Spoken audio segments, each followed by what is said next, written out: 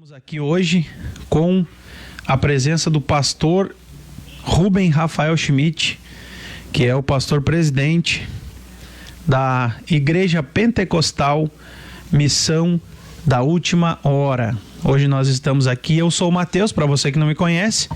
Esse aqui é o meu amigo Joesel Silva. E o nosso pastor Rubem Rafael Schmidt. Já quero lhe desejar as boas-vindas, né? Obrigado, querido. Bem-vindo aqui conosco. Para nós é uma honra, uma alegria. Recíproco. Uma alegria muito grande receber o senhor aqui nessa noite. Não correu, né? Nessa noite fria, gelada.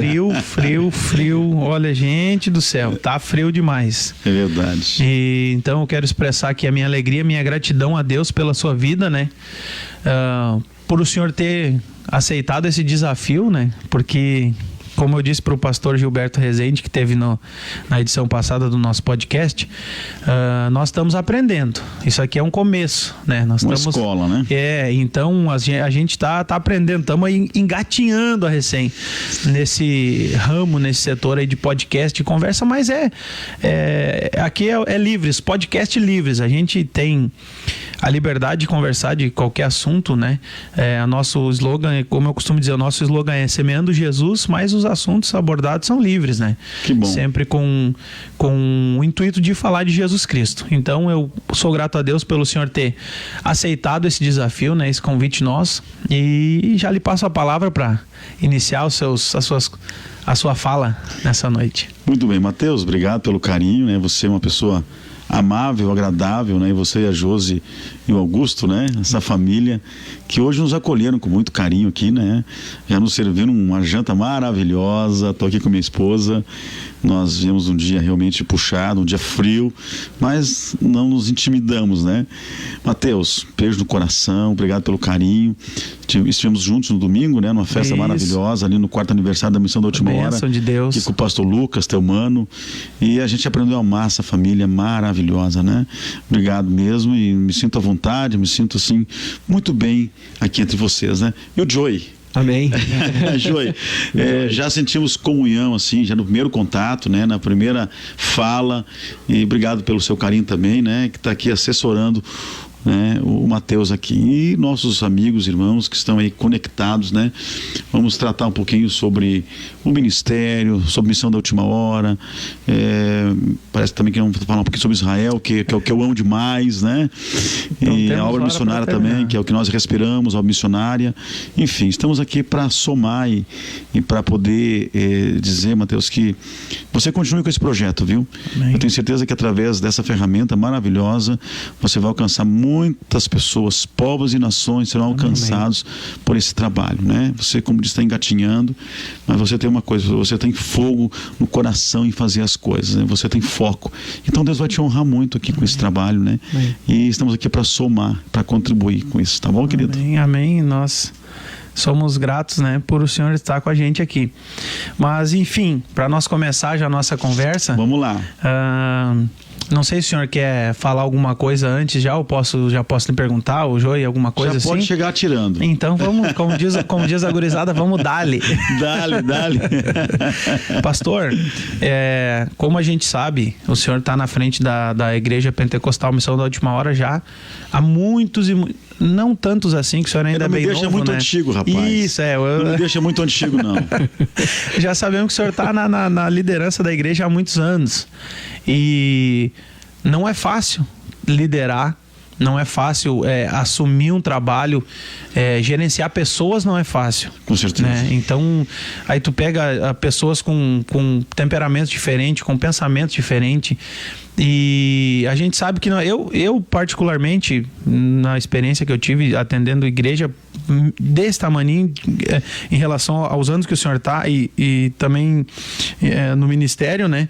A gente já sabe que não é fácil. Então eu queria lhe perguntar qual é a receita, né, para o senhor, para a obra crescer a cada dia mais. Nós sabemos que quem dá o crescimento é o Espírito Santo, né? É Deus quem dá o crescimento. Então, mas a gente tem que ter algo né? Tem que ter algo. Eu queria perguntar para o senhor qual é o seu segredo, digamos assim, qual é a sua receita para estar há tanto tempo já na liderança ininterrupto, né? Que não é fácil, o trabalho é árduo, mas o senhor já assumiu esse compromisso aí há tantos anos. Mateus, Joy, eu preciso dizer que eu reconheço que Deus, ele é o Deus dos improváveis. Deus é aquele que chama de fato aqueles que não se sentem capazes, não se sentem aptos, né, a assumir um projeto de Deus. E até porque se Deus, quando nos chamasse, ele realmente nos revelasse tudo que nós iríamos passar, a gente certamente, sem dúvida alguma, a gente rejeitaria a chamada, né? E eu penso que é um conjunto de coisas que formam de fato, né, a nossa liderança, né, Joy? A gente precisa entender que leva muitos anos para Deus formar de fato um líder, para Deus formar alguém que tenha esse comprometimento. Então, não existe receita mágica, né? Não existe receita mágica. Você precisa ter de fato uma vocação, né? Uma vocação, uma chamada muito específica, muito convicta, muito pessoal de Deus, né? Eu vim de uma família muito pobre, eu vim de uma família muito precária, né? Se eu for contar a história de onde a gente veio, não vou ter tempo para isso não, mas eu sei das minhas origens, sei de onde eu saí. E a vontade que eu tinha desde menino era ser alguém na vida e ser um empresário, ser alguém bem sucedido economicamente, financeiramente, né? Ter uma posição social, mas pelo desgaste, por tudo que a gente passou quando criança, eu tinha isso como quase uma ambição, realmente ser alguém muito bem sucedido, né? E eu muito jovem, muito precoce, né? As coisas foram acontecendo na minha vida. Eu com 12 anos de idade já estava trabalhando numa empresa com carteira assinada. Naquela época podia, né? Hoje em dia já hoje não pode mais. Com 12 anos eu estava com carteira assinada, trabalhando numa empresa, aquela coisa toda. E eu lembro que eu fui crescendo na empresa, trabalhei na maior empresa de Novo Hamburgo, né? E depois eu fui alcançando posições da empresa e cheguei a diretor da maior empresa de Novo Hamburgo, né? E depois passou uns anos, né? Uns 12 anos depois, eu já estava muito bem financeiramente, né? E Deus me chamou para uma vocação, uma chamada que foi uma renúncia muito grande. Então eu tive que renunciar a muita coisa, sabe? Muita coisa para entender essa chamada. Então, Deus é o Deus dos improváveis, né? Então ele chama realmente aqueles que não se sentem aptos. Eu não me sentia pronto, preparado para um trabalho de uma grande envergadura, né? Mas a missão da Timora nasceu, depois eu quero falar um pouquinho sobre isso, né? Mas nós começamos um trabalho muito humilde, muito simples, muito pequeno, muito sem expressão nenhuma. E você tem que ter um comprometimento com a palavra. Você tem que ter realmente um encontro transformador com o Senhor. Você tem que passar de fato pelo novo nascimento. Você precisa ter a visão de fato de reino, visão da necessidade. Eu sempre gosto muito de falar de Isaías 6, né? Da tríplice visão que ele tem. Ele tem uma visão de Deus, ele viu Deus no seu alto e sublime trono. Ele tem uma visão de Deus, uma visão de cima. Ele tem uma visão de dentro, que ele olha para eles, ai de mim que sou pecador. Ele tem uma visão das misérias dele. Enquanto a gente não conseguir ver nossas misérias, nossas limitações, a gente não consegue se conhecer. E depois ele ouve a voz da própria Trindade, né? Que vai dizer, a quem enviarei, quem há de ir por nós?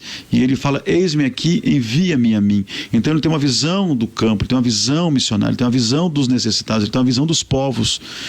Então quando você tem essa tríplice visão, a visão de uma experiência, de um contato de Deus de fato, uma experiência introspectiva sua, onde você reconhece seus limites, se você tem uma visão de obra, de reino, você começa de fato a criar uma estrutura de chamada, comprometimento com a palavra. Eu muito jovem, quando eu entendi que tinha uma chamada de Deus, eu entrei numa escola teológica, eu comprei várias versões de Bíblia, eu comprei vários livros, enciclopédias, dicionários. Para estudar. Para estudar, entendeu? Eu entendi assim, eu preciso fazer com excelência, eu preciso dominar as coisas de Deus, né? No sentido teológico também, né? Eu preciso crescer na graça e no conhecimento. Eu não posso querer crescer só na graça né? E também não posso crescer só no conhecimento. Tem que haver um crescimento paralelo, né? Aí, então eu sempre entendi isso, né? Comprometimento com a família, né? Pilares da família que tem que ser muito bem estabelecidos, né? E você tem uma visão hoje de reino, é muito difícil, né? O que acontece? Que eu sempre busquei em Deus essa visão, não uma visão exclusivista, não uma visão meramente denominacional, sabe? Eu acho que quando você resolve promover a Deus e a sua palavra, você não precisa se autopromover e você não precisa promover meramente a sua placa. Eu amo meu ministério, eu amo de todo o meu coração, mas eu não sou plaquista. Isso é importante, né? Porque assim, ó, quando eu presidi conselhos de pastores, dificilmente eu citava o nome da minha igreja, só se eu fosse perguntado: qual igreja que o senhor preside? Qual igreja que o senhor é pastor? Eu não levava meus materiais de divulgação. O pessoal gosta de ir para conselho de pastor, levar tudo que é cartaz, foda. Eu nunca levei nada da minha igreja, do meu... eu não posso, por exemplo, uma coisa que eu não concordo. Quando alguém sai de uma igreja para outra, tem ministérios que negam, por exemplo, uma carta de recomendação, porque pensam que só a igreja deles, que de fato é a igreja certa. Então, quando alguém diz: pastor, eu estou sentindo de ir para tal lugar, meu filho, não vai sem carta. Entendeu? Eu acho essa questão exclusivista muito terrível. Então você tem que ter a visão de reino, né? Nós temos várias vertentes, várias visões, mas que culminam, né, numa visão de reino, a visão de Deus, a visão da palavra. Então eu não posso pensar que só a minha igreja é a igreja certa, né? Então, eu sempre tive essa concepção, respeito os ministérios. Outra coisa, às vezes a pessoa é consagrada aqui no ministério, quando chega no outro ministério não é reconhecido. Quer dizer que só vale a unção daquele ministério, não vale desse. Então, eu também não consigo concordar com essas coisas, né? Então, assim, Mateus, uma coisa que eu fico muito tranquilo. Hoje a Missão da Última Hora tem 33 anos. Nós temos com certeza mais de 70 cidades que estão aí trabalhando, né? Nós temos, acho que umas 50 igrejas já próprias construídas. Nós temos obras missionárias aí no Paraguai, no Mato Grosso, Santa Catarina, na Argentina, Moçambique, né? Agora estamos entrando no Malawi. O senhor tem mais ou menos a ideia? O senhor se lembra mais ou menos quantos membros a igreja já tem? Joey, eu até tenho acesso a isso, mas eu não entro nesse detalhe e nem quero saber, entendeu? Eu até tenho esses dados lá na secretaria. Poderia ir lá agora, pedir para o secretário: me veja por igreja, por região, por setor, por estado, o que nós temos de membros. Eu nunca perguntei isso, nunca me preocupei com isso, e eu não sei quando eu vou querer saber isso, sabe? Eu acho que pode ser até uma negligência minha, né? Mas eu tenho um receio do tal de censo. Eu tenho receio do Davi lá. Eu tenho receio do Davi. Davi desobedeceu. Não vou contar não. Deixa quieto. Pegou, né? Tá certo. Agora nós estamos entrando no Malawi também, né? Que é um país lá também fronteiriço com Moçambique, né? Então nós temos muitos missionários hoje aí trabalhando, enfim. E a Missão da Última Hora é um ministério comprometido com a palavra, é um ministério que dá lugar ao Espírito Santo, é um ministério missionário, né? É um ministério que tem um perfil de família. É um ministério que a gente não deixa criar essas politicagens internas ministeriais. Eu tenho muito nojo de política dentro da igreja, em todos os aspectos, tanto a política secular como a política denominacional, ministerial, essa política eclesiástica, né, que se cria às vezes de chapa 1, chapa 2, essa coisa assim, trocas de campo, negociatas,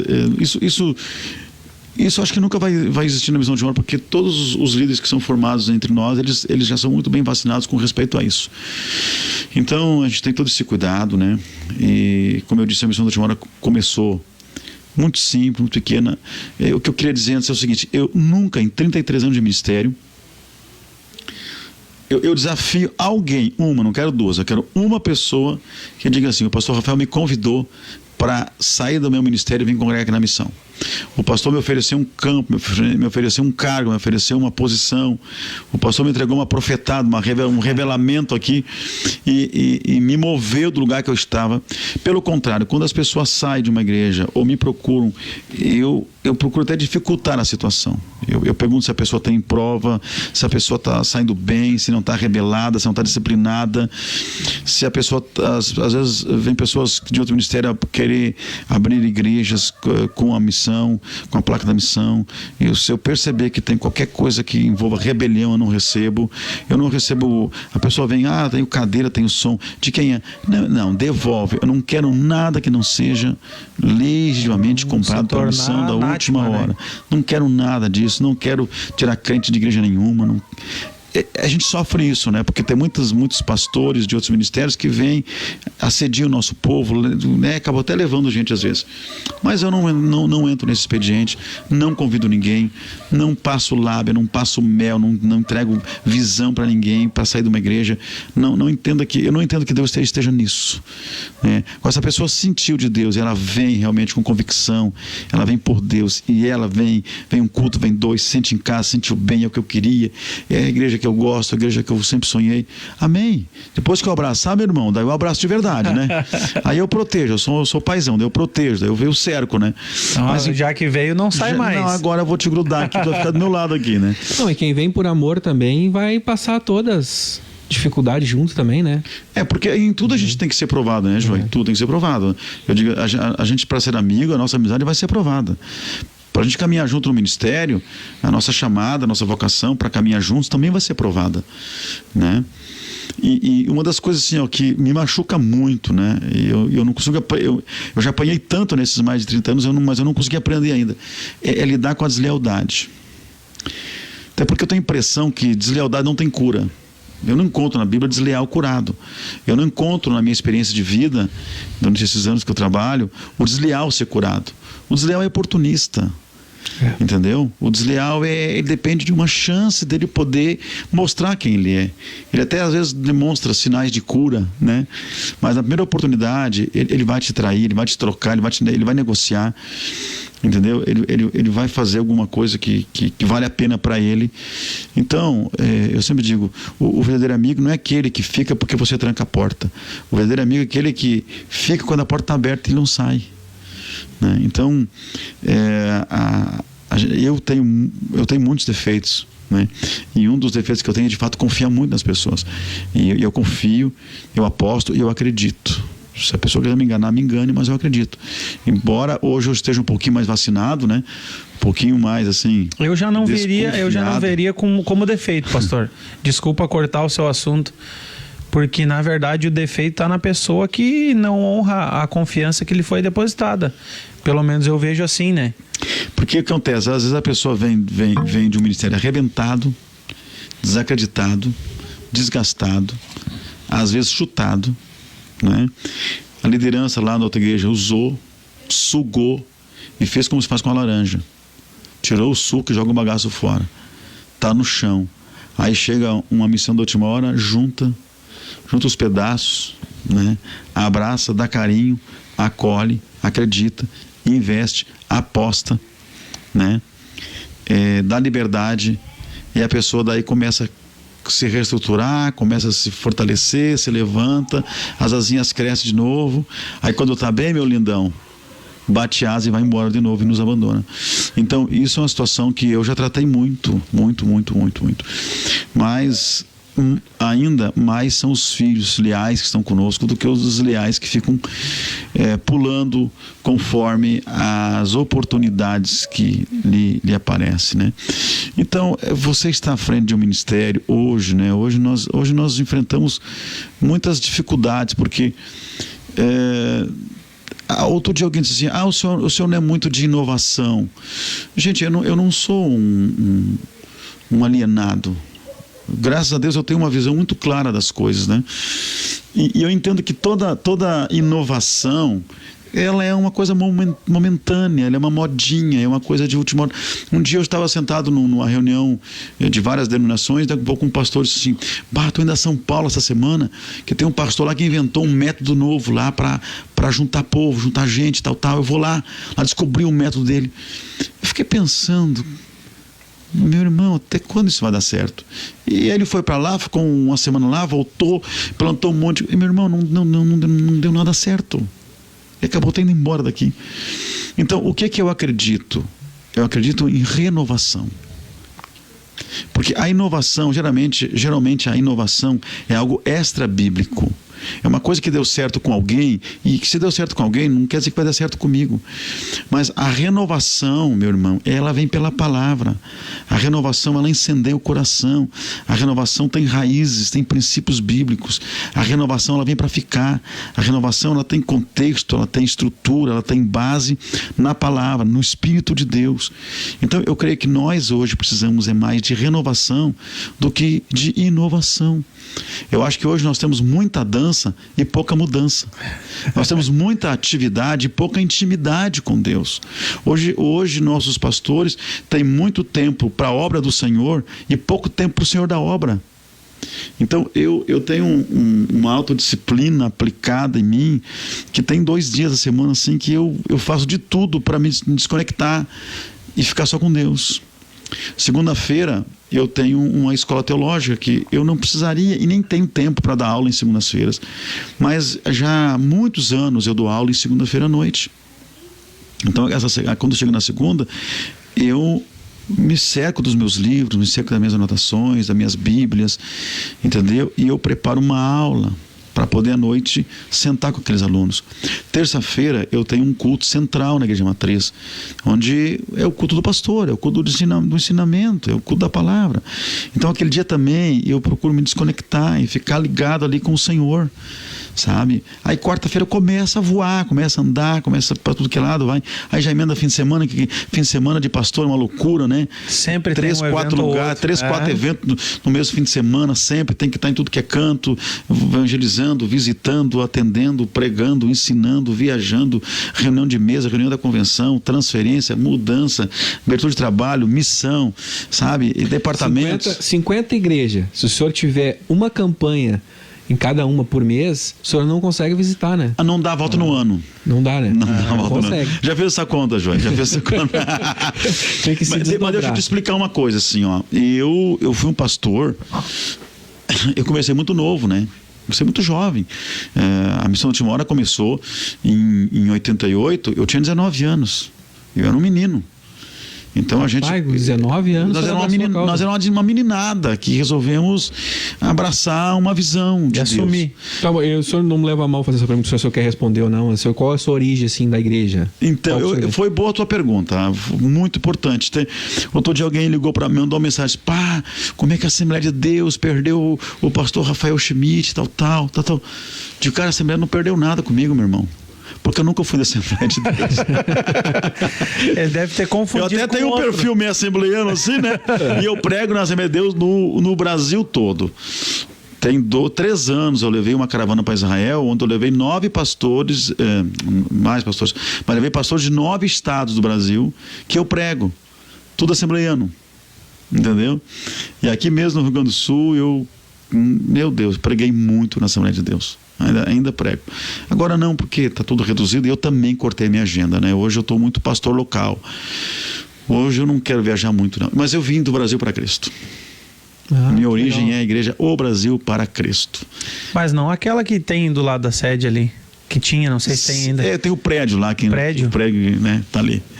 Ali nós construímos aquela igreja. Aquela igreja que está ali, aquele prédio que está ali hoje, até ele está desativado, na verdade, mas aquele templo que está ali, fomos nós que construímos. Meu sogro doou o terreno na época, em 85, por ali, né? E 86. E daí nós saímos do Brasil para Cristo no finalzinho de 87. E aí, comecinho de 88, a gente começou a se reunir em oração, e aí nasceu a missão da Última Hora, mas nós somos oriundos do Brasil para Cristo. Mas saímos muito bem do Brasil para Cristo, inclusive eu já viajei muito com o pessoal do Brasil para Cristo, lá para Israel. Já levei o pastor Ivan Nunes, que agora acho que está jubilado, mas ele era, até pouco tempo, ele era o presidente, né, nacional do Brasil para Cristo, meu amigo, né? o pastor Roberto, que eu não sei que cargo ele tem agora aqui, mas ele foi muitos anos o presidente estadual do Brasil para Cristo. Nós já fomos 3 vezes juntos lá para Israel. Então a gente tem uma conexão, uma comunhão, né, com nossos irmãos do Brasil para Cristo. Em Novo Hamburgo mesmo, o pastor Marcos, pastor Milton são amigos da gente, né? Então a gente não saiu rebelado, nós saímos do Brasil para Cristo, ficamos 1 ano fazendo culto nos fundos de uma casa. Na verdade, a missão nasceu dentro da loja, que hoje é a loja da minha esposa, né? Da Carla e da Luciné, as 3 irmãs que tem a loja ali.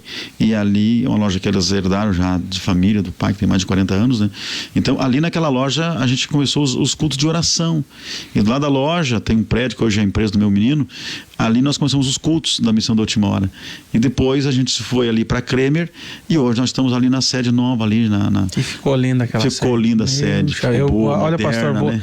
vou lhe confessar uma coisa. Eu me lembro quando iniciou o projeto ali da sede, que isso há acho que uns 3 ou 4 anos atrás. Em 2017. Uns 4 anos atrás. Eu vi a foto, né, que o senhor postou em 3D ali, à frente. E aí eu disse assim, rapaz, será que vai ficar bonito desse jeito, rapaz? E o prédio lá, eu tinha passado, mas disse, rapaz, do segundo, não, foi... Nem arquiteto acreditou. Vou ser sincero, não vou ser hipócrita aqui. Ninguém acreditou. Eu olhei a foto, aquela em 3D que o senhor postou no Face, e eu conhecia o prédio, porque eu já fui cantar ali, quando a igreja O Brasil para Cristo estava, eu fui cantar ali. Funcionando ali. Isso, estava funcionando, nós fomos cantar ali com a banda, numa mateada que teve. Eu disse assim, mas rapaz, o que vão fazer para ficar desse jeito? Olha, não vai ser fácil. E vou hoje te confessar que a maioria das pessoas acreditavam, Mateus. Não, e eu vou dizer para o senhor que hoje, eu olhando, ficou mais bonito do que parecia ficar na... Modéstia à parte ficou, né? Lindo, por dentro, lindo, né? Lindo. Botamos as cadeiras bonitas, climatizamos, né? Lindo de verdade. Aquele estúdio lá tá se ajeitando, né? Não, olha, salas de aula. Eu me lembro que eu olhei e disse assim, rapaz, a fé do pastor é grande. Rapaz, aquilo tava assim, ó, era um lixão, na verdade, né? Era um lixão. Sim, eu me lembro do prédio como era. Era um lixão, né? A gente gastou muito dinheiro lá. Mas quando a gente fez o projeto e tal, ninguém acreditava que ia ficar igual o desenho. O pessoal dizia, não, o pastor tá fazendo um desenho aí para ganhar dinheiro, ganhar fundo e tal. Não vai ficar. E não vai ficar. Eu dizia pro pessoal que construía, gente, tem que ficar igual tá o projeto, eu quero igual o projeto. eu acampava naquela igreja lá, entendeu? Com o pessoal, com os construtores e tal, acampava lá assim, ó, com muito afinco, com muito foco para ficar exatamente igual. E como você disse, para mim ficou melhor do que o projeto, né? Ficou bem localizada, ficou boa. Então, nós nascemos no Brasil para Cristo. Não nascemos de rebelião, procuramos a liderança da época, pedimos nossa saída, eles nos abençoaram. Porque eu até falei semana passada, eu não sei se foi na nossa igreja ou foi numa conferência de homens que eu estava dizendo que é muito fácil hoje você ganhar a confiança de um ministério e você ganhar uma congregação para cuidar, né? Aí você fica ali um período de tempo, 3, 4, 5 anos, daqui a pouco você rebela, rompe com a liderança, baixa a placa, bota uma placa lá, cria uma placa lá, se apodera do povo, 70%, 80% do povo, e funda um ministério. Isso qualquer um faz, meu irmão. Isso qualquer um faz. Eu quero ver você começar um ministério desacreditado, pequeno, entendeu? Um ministério onde você não tem problema não convidar ninguém, que você não vai buscar ninguém, você não precisa denegrir a imagem do ministério que você saiu. Sabe que eu estava ensinando outro dia um negócio? Quando Moisés, ele foi libertar o povo de Israel que estava lá no Egito, e tem as 10 pragas que foram liberadas, né, sobre o Egito. Você pode perceber que todas as pragas que atingiam a terra do Egito, Deus não deixou Moisés liberar. Moisés mandava Arão profetizar, Arão liberar as pragas sobre o Egito. Por quê? Porque foi o Egito que acolheu Moisés. Foi o Egito que alimentou, que sustentou, que preparou ele. Sim. Então por que você vai amaldiçoar o lugar que te formou, o lugar que te criou, o lugar que te deu vida, o lugar mesmo que te que projetou? Deus poderia mudar toda uma história, mas Deus ele não quis romper ali o princípio. É um princípio, Mateus. Assim, ó, não amaldiçoa. Então quando a pessoa sai de um ministério, diga, não amaldiçoa, não fala. Te abraçou, te acolheu, te formou, te projetou, te preparou, te deu nome. né? Investiu em você. Agora não deu para caminhar junto, isso é normal. Isso vem desde lá do tempo dos apóstolos, né? Você pode perceber, se você estudar a história de Pedro e de Paulo, dois gigantes do evangelho, né?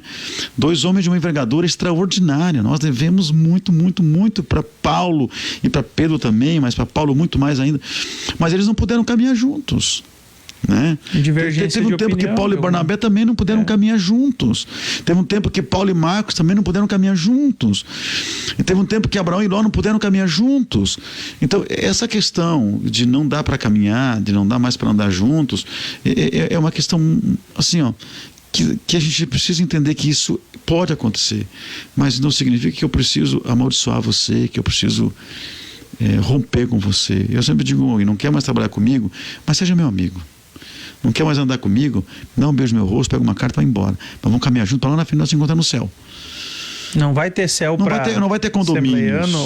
Não vai ter não. Não vai Cada ter, denominação. Eu não tentei me lembrar, não me lembrei o nome. Tem ali uma parte onde Paulo ele escreve de um que acompanhava ele, que desamou o século presente e abandonou. É 2 Timóteo 4, né? Quando ele vai falar de Demas ali, que amou o presente século, né? E aí depois... Tem Alexandre Latoeiro, que fez muitos males também. Ali são alguns amigos que abandonaram Paulo, né? Agora deixa eu te falar uma coisa, Mateus. Você tocou num assunto muito, muito importante. E é uma lição que a gente leva muitos anos para aprender. E ela é difícil de aprender. E essa carta que Paulo escreve, quando Paulo escreve 2 Timóteo, ele está escrevendo as últimas palavras dele em vida, porque dali ele já vai morrer, né? Já vai ser morto pelo Império Romano. Então, quando você lê 2 Timóteo, você está lendo as últimas palavras desse gigante, esse pai das missões antigas, né? Chamado Paulo. E ele vai fazer essa relação de amigos. Ele fala ali do Demas, ele fala de Tíquico, ele vai falando, ele fala de próprio Lucas, ele fala de Alexandre, o latoeiro, né? E ele vai dizendo de todos que abandonaram ele, porque ele vai expressar ali, dizendo assim, ó: ninguém me acompanhou na minha audiência. Eu tive uma audiência aqui no Tribunal de Roma e ninguém me assistiu. Todos me abandonaram, mas eu cumpri o meu propósito e a palavra foi pregada por mim. Entendeu? Então, o que eu quero que a gente possa entender? Uma lição de vida muito importante, Mateus e Joey. Nós não podemos nos apegar a pessoas. Que isso, pastor? Não. Nós temos que amar pessoas, nós temos que honrar pessoas, nós temos que proteger pessoas, nós temos que conduzir pessoas, não dominar pessoas, nós temos que conduzir pessoas, nós temos que acreditar em pessoas. E essa carta que Paulo escreve para Timóteo, Timóteo foi um líder extraordinário, e Timóteo tinha tudo para ninguém acreditar nele, né? Numa cultura da época daquela, Timóteo era jovem, não se apostava em jovens na época. Timóteo era tímido, Timóteo era doente. Então, assim, ó, Timóteo não tinha nenhuma qualidade aparente para que um homem da envergadura de Paulo acreditasse e investisse nele. Pois ele investiu naquele menino. E hoje nós estamos falando aqui de Timóteo, né? Alguns anos depois. Mas o que eu quero dizer? Nós temos que ter apego ao propósito. O propósito que Deus estabelece sobre a nossa vida, esse é perene, esse é eterno. E se o propósito que Deus estabeleceu sobre a nossa vida estiver condicionado às pessoas que nos traem, pessoas que nos abandonam, pessoas que nos difamam, pessoas que nos vendem, pessoas que nos caluniam, pessoas que nos deixam, se os propósitos estiverem vinculados a essas pessoas, a gente nunca vai entender, nunca vai de fato viver a integralidade do propósito, a completude que Deus tem para nós. Então eu gostei muito de aprender essa lição. Eu tenho que estar firmado no propósito de Deus, e nesse propósito pessoas vão fazer parte desse propósito, porque eu sempre entendo que quando Deus quer te abençoar, ele te dá coisas, mas quando Deus quer mudar a tua história, ele te dá pessoas. Só que pessoas, elas não determinam ou não mudam o propósito que Deus tem na tua vida.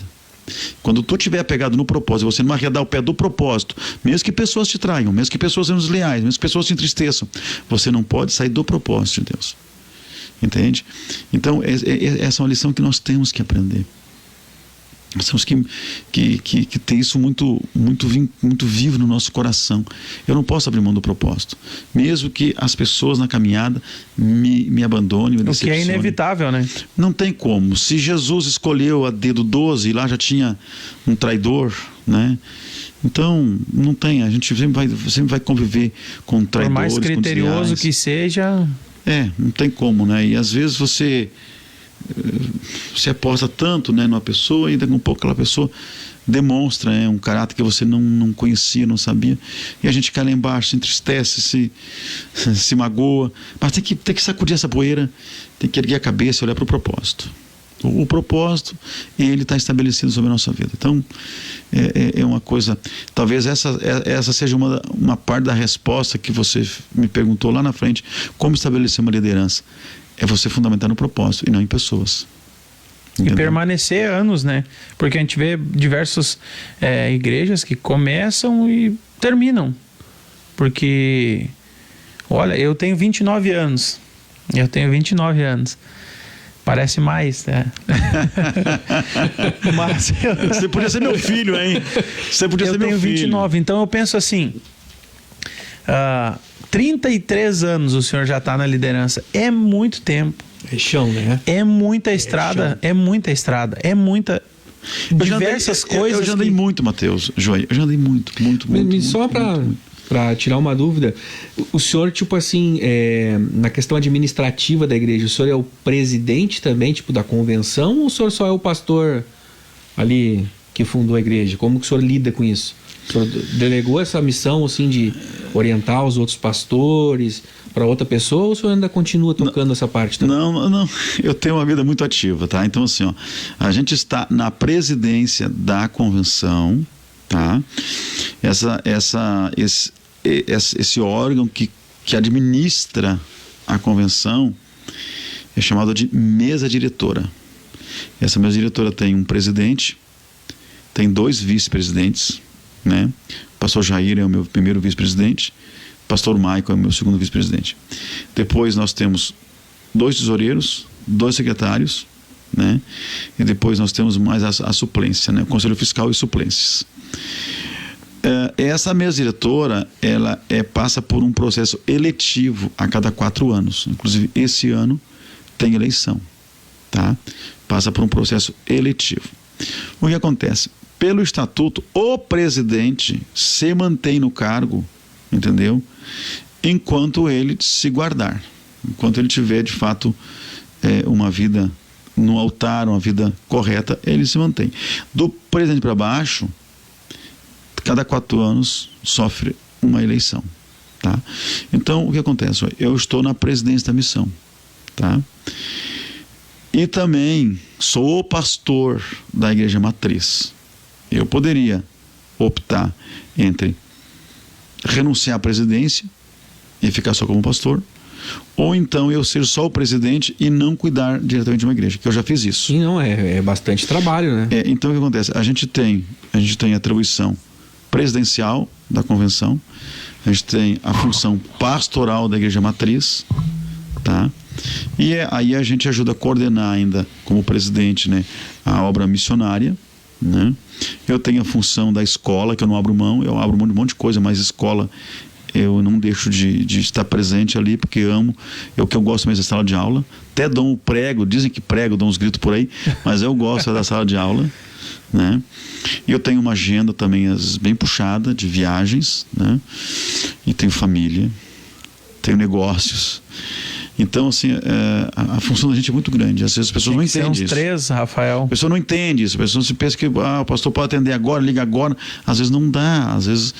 Hoje, como eu estou reduzindo bastante, né? Porque eu estou mais para dentro do ministério. Mas eu já tive, assim, em 9 meses, ficar 2 fins de semana em casa. Meu Deus. Eu já tive meses de eu viajar 12 mil quilômetros de carro. Não de avião, de carro. 12 mil quilômetros. 7, 8 sempre foi muito normal. Sabe? Rodar mesmo, sempre muito presente, muito presente. Quando chegou a pandemia quando chegou, eu acho que foi em março do ano passado, né, que ela pegou mesmo valendo. Quando chegou fevereiro, eu tinha a minha agenda do ano todinha fechada. Eu acho que eu tinha mais 2 fins de semana só, que faltava para bater todo o ano já de agenda fechada. E aí 2020, né, foi o ano da gente rasgar a agenda. E aí a gente teve que se reinventar. E hoje eu já não tenho esse coração de viajar tanto mais, não. Eu estou mais para dentro do ministério, mais para dentro da igreja, mais para dentro... Porque tu teve que ser um pastor mais presente, né? Com tudo isso que aconteceu. Que a gente passou um processo muito difícil com essa pandemia, né? A gente teve que reaprender um monte de coisas, né? Acredito que todos os setores, muitos setores tiveram que se reinventar, né? Quer dizer, você ir para um culto onde você pode ter 20 pessoas, um culto que você tem ali uma matriz lotada em terça-feira, ter 20 pessoas, 10 de cada lado, não é ninguém. Uma hora de culto, né? Onde você vê assim aquela receita sua desabar, não tem planejamento que aguentasse aquela pressão que aconteceu ali em março, abril, maio, junho. Aquilo foi terrível. Eu dei o ano como perdido ano passado. Quando chegou, eu nunca vou esquecer que quando foi ali em janeiro, a primeira mensagem que eu preguei de janeiro, eu falei que seria um ano de prosperidade, um ano de virada e tal. E daí quando foi ali por junho, julho, eu tinha saído do Covid, eu fiquei 33 dias recluso, fiquei 9 dias no hospital, né, com Covid e tal. Foi muito difícil. E aí com tudo que aconteceu, eu pensei, meu Deus. Porque ano passado, quando virou o ano, meu menino, o Samuel, esmagou a mão dele na máquina dele lá, queria amputar 3 dedos da mão dele, né? Acabou não amputando, graças a Deus. Aí, já em seguidinha, minha netinha nasceu precoce, ficou 30 dias na UTI. Depois entraram na minha casa, fizeram uma limpa, levaram um carro meu. Depois veio o Covid, depois veio a crise financeira. Quando eu fui ali por janeiro, que eu estava pregando uma mensagem, eu disse que ia ser esse ano tal, da virada, da prosperidade. Aí quando aconteceu essa avalanche toda, eu estou preparando uma mensagem para editar. E eu escutei essa mensagem minha, eu fiquei com vergonha de mim. Eu fiquei com vergonha, João. Eu disse, o que eu fui pregar? Que bobagem que eu fiz, cara. Eu tô com vergonha do que eu preguei, porque esse ano não tem nada a ver com isso aí que eu preguei. Eu profetizei uma coisa que não vai acontecer. Rapaz. Aí passou o junho, passou o julho. Uma coisa boa esse chorinho, né?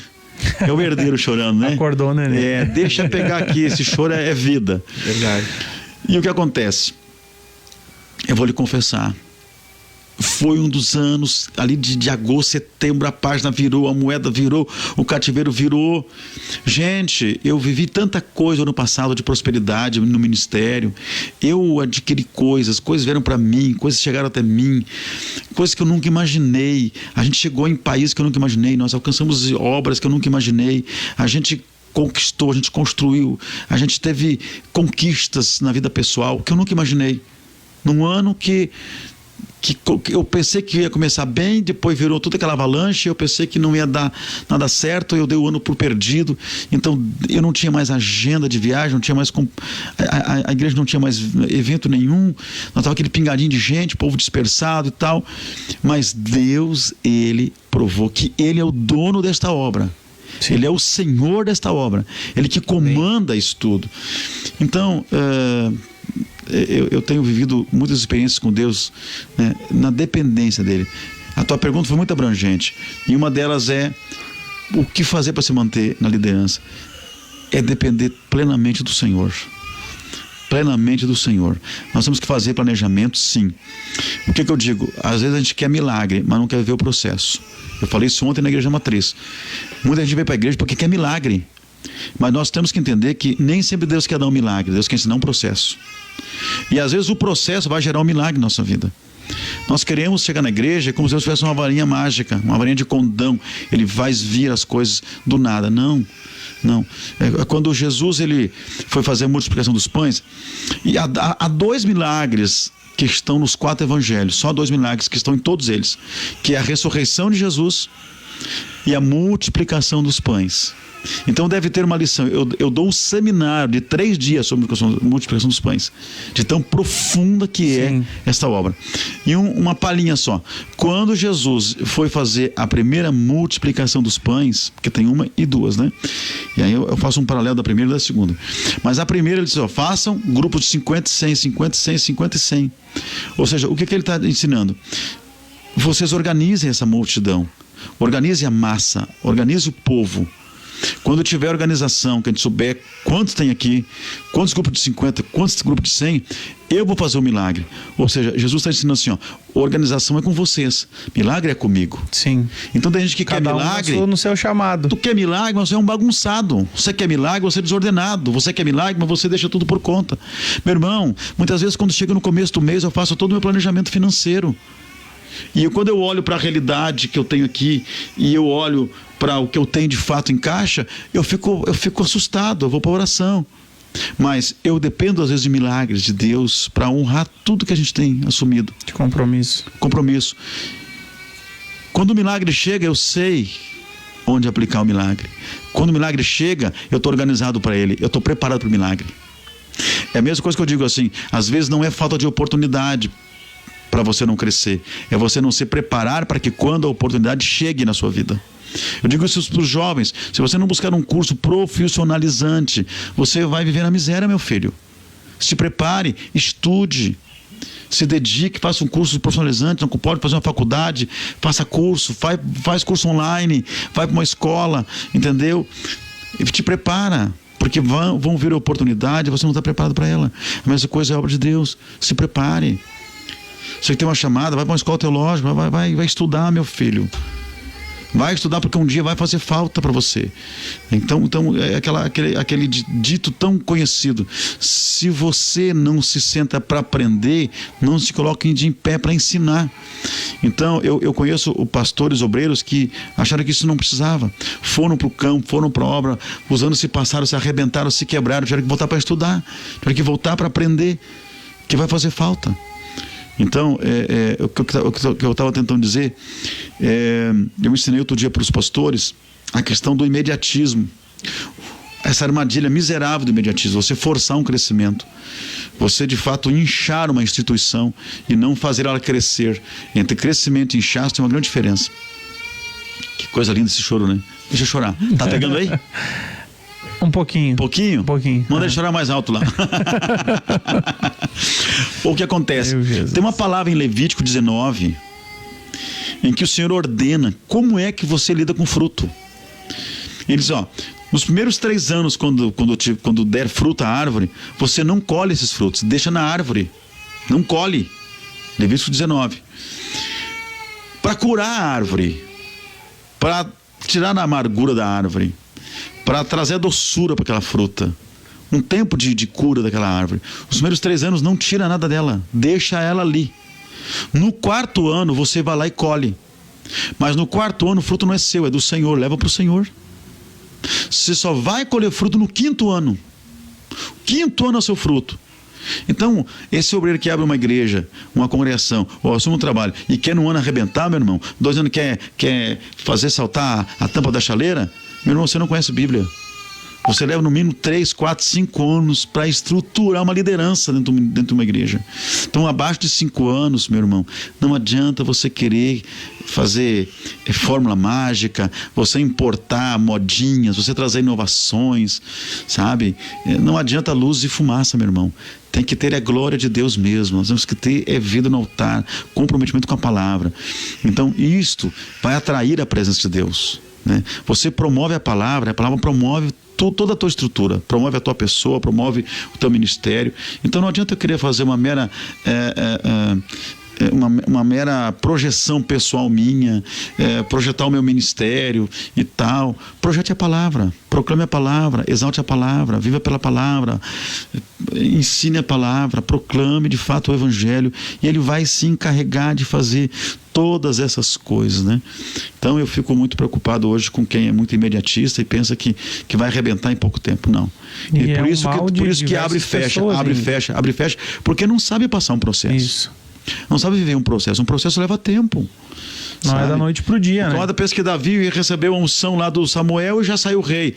O cara levou 22 anos e meio, meu irmão, para chegar ao trono. Debaixo de provação, né? A Ana foi lá e orou e nasceu lá o Samuel. Ela orou mais de 20 anos. Tem alguns teólogos que dizem que ela orou 25 anos para gerar aquele menino.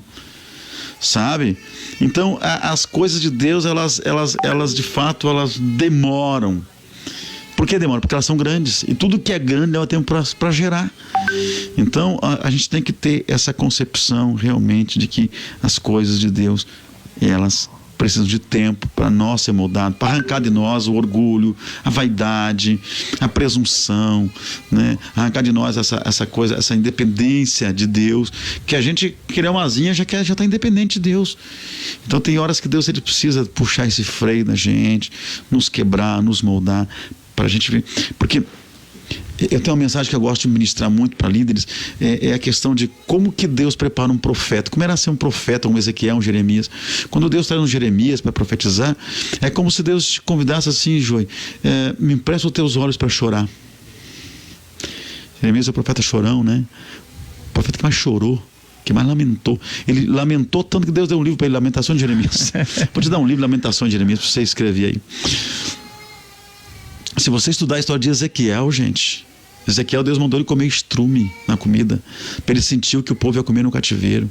Ele mandou Ezequiel abrir um buraco na parede da casa dele e fugir da casa dele e morar na rua para Israel, para ele sentir o que Israel ia viver lá no cativeiro.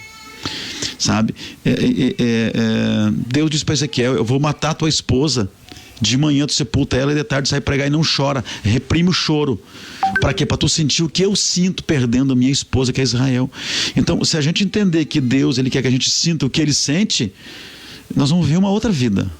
Nós vamos ver uma outra dimensão de Deus. Nós vamos parar de viver nossas vaidades pessoais. Nós vamos parar de querer viver essa ostentação ministerial.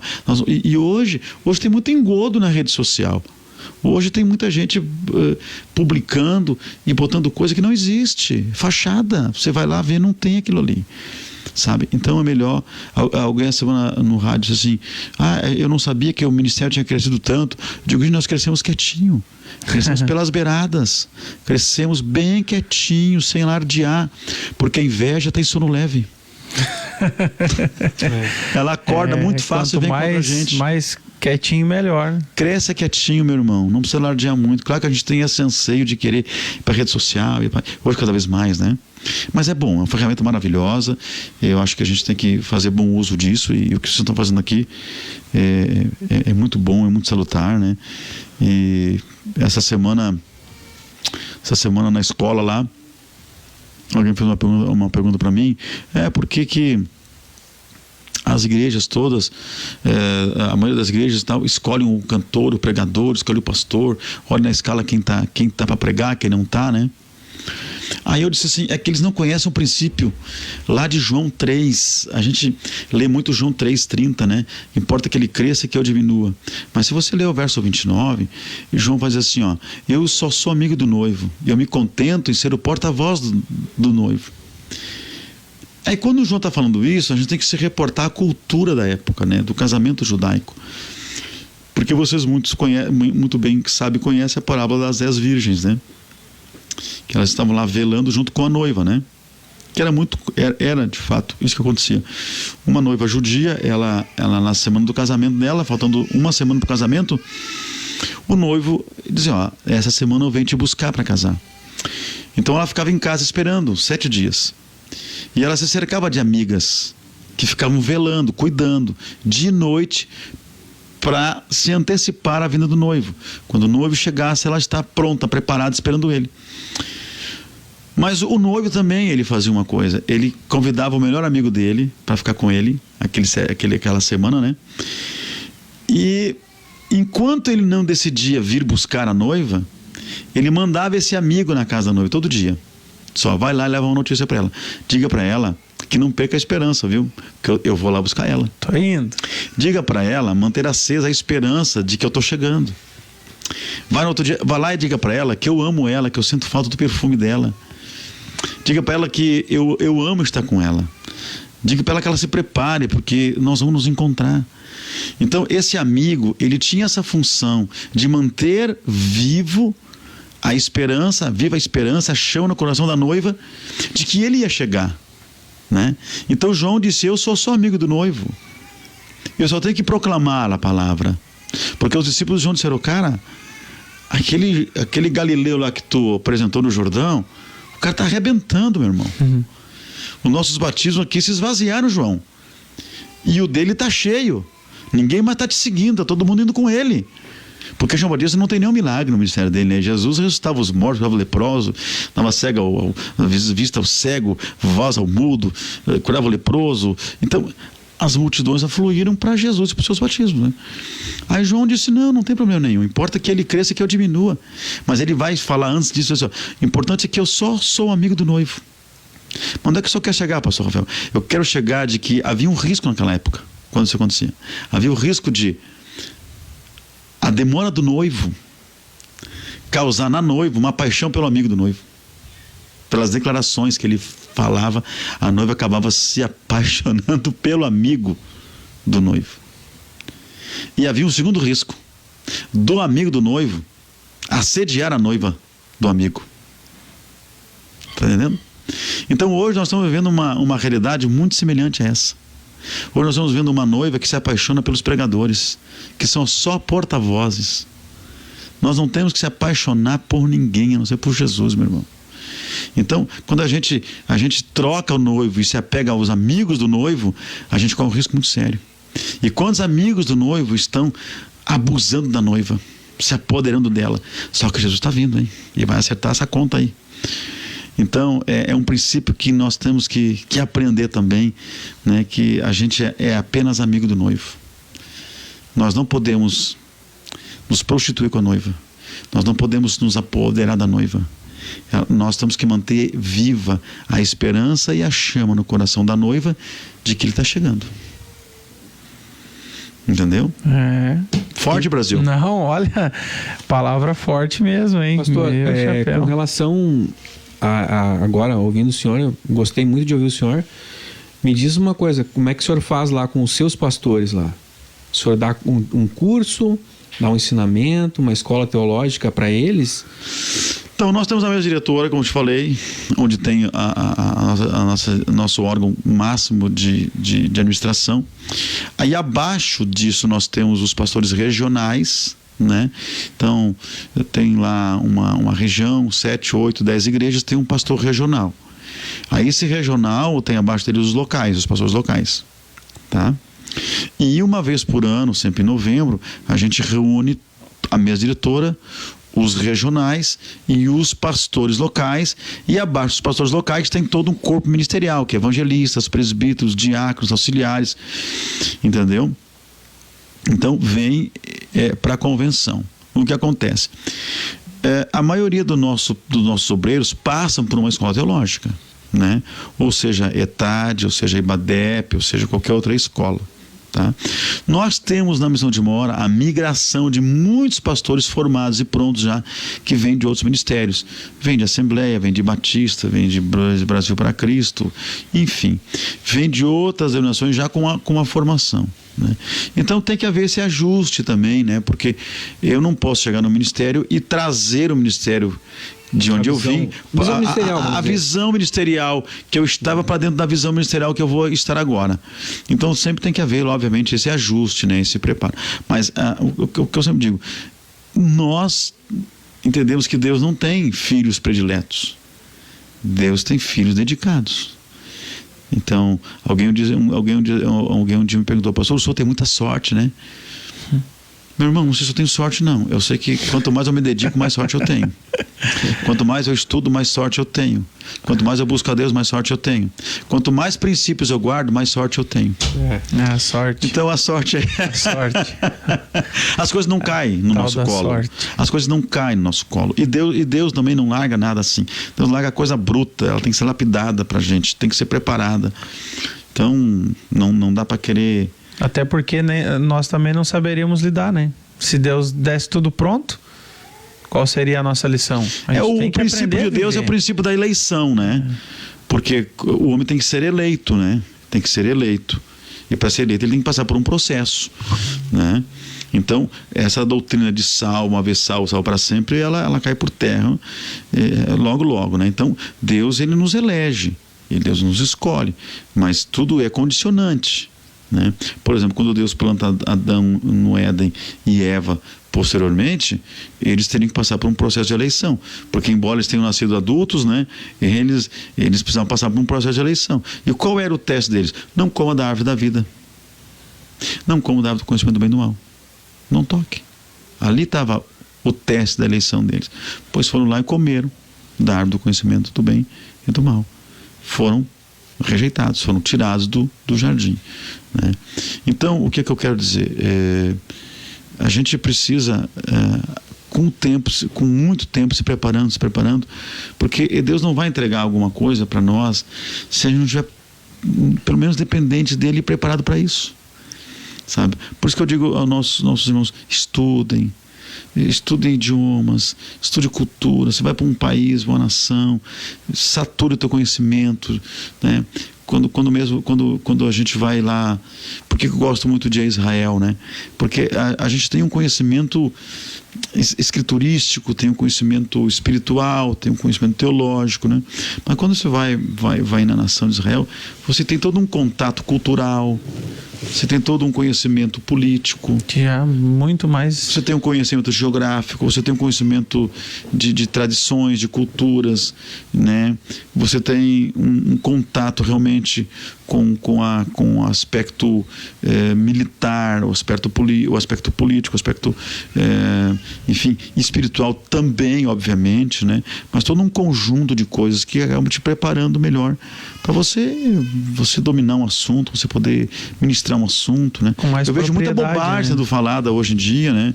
O pessoal às vezes quer falar coisas, e hoje a internet é um campo minado, né? Tem que cuidar, é muito comum hoje nós ver gente que pega esses enlatados da internet aí, complicado, e sai por aí vomitando um monte de coisa errada. Antes da gente entrar no assunto de Israel, eu sei que o senhor tem muito a falar sobre isso. Eu preciso ler um recadinho de alguns dos nossos amigos que estão nos acompanhando.